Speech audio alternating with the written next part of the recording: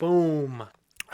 Love Hurts, starring Ke-Huy Quan as a realtor who has a dark secret past as an assassin, ninja, bounty hunter, gangster. It really doesn't matter. All you need to know is that his dark past is catching up to him. Now, we've all seen this before. This is basically just John Wick, but with a twist. What a twist! What if John Wick was a woman? What if John Wick was Santa Claus? What if John Wick was on a train? And now we have John Wick if he lived in suburbia and had a relationship with a 20-year younger woman. We'll get to that. But first, I want to talk about some positives, and that's no surprise for anybody, but Ke-Huy Quan kills it in this role, the soft, lovable guy that can also kick your butt, and I really enjoyed watching him on the screen yet again. Honestly, I only watched this movie because he is starring in it. I would not have watched this without him. Now, besides him, what other actors or actresses stood out? Well, for one thing, I really liked Shakir here. I have not seen him in any other roles,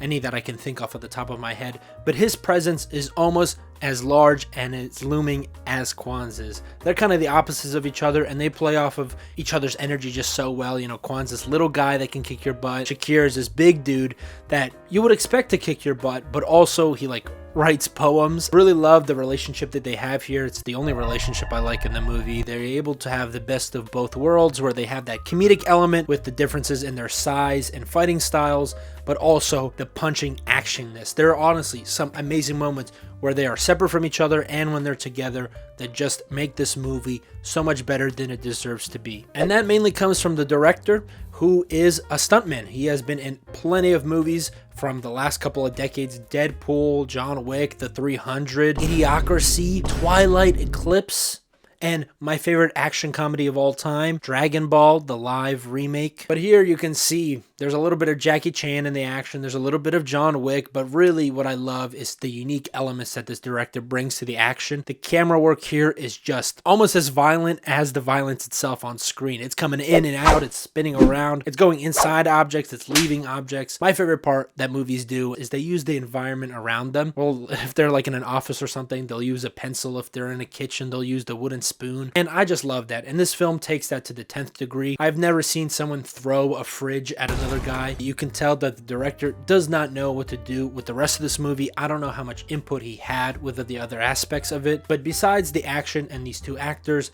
the rest of this movie is a very big flop. And that comes down to two major points. This is an action romance comedy. Action is good. What about the comedy? Well, this movie is very boring. In fact, there are parts where it's just so unfunny that I unlaughed. What the hell does that even mean? What did I just say?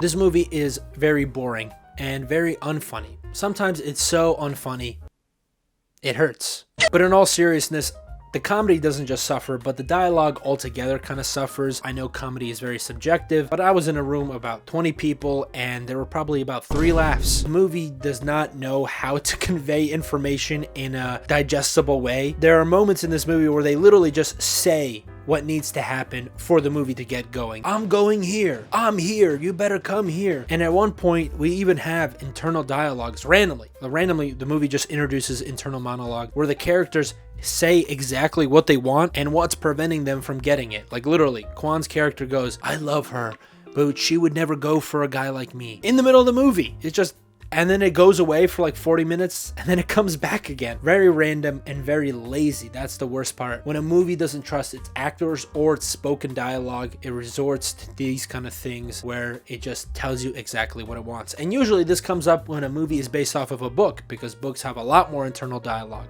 But no, this is an original piece, and this is how they wrote it. Now, okay, maybe I'm wrong about the comedy. Maybe you'll enjoy the comedy. Let's talk about the last major point, which is the romance. A film like this is marketed to be a Valentine's Day event. It's coming out right before, and it takes place during Valentine's Day. There's hearts everywhere, there's streamers, the color red is all over the place, and not just with blood. And so I feel like the romance is critical for a movie like this. There are 2 love stories in this one. There's the main one, and then there's the secondary one. The secondary one is okay. I'm not crazy about it, but I also don't really hate it. But the main one is the crutch of the film. It is the climax of the story. Pause. Not only does it suck, not only do I not believe the romance is kind of gross. Ke-Huy Quan and Ariana DeBois, or Debussy. Pause. What do you mean by that? I don't know how to pronounce her name, but they have zero chemistry with each other. Like I mentioned before, they do have a 20-year age gap, which I don't think is the only factor. Like I said, the dialogue is very weak. The boys especially, I think she fails, not just in the romance angle, I think she really fails at being a tough girl, you know, this tough woman that can kick butt. She really comes off as a woman pretending to be in an action movie.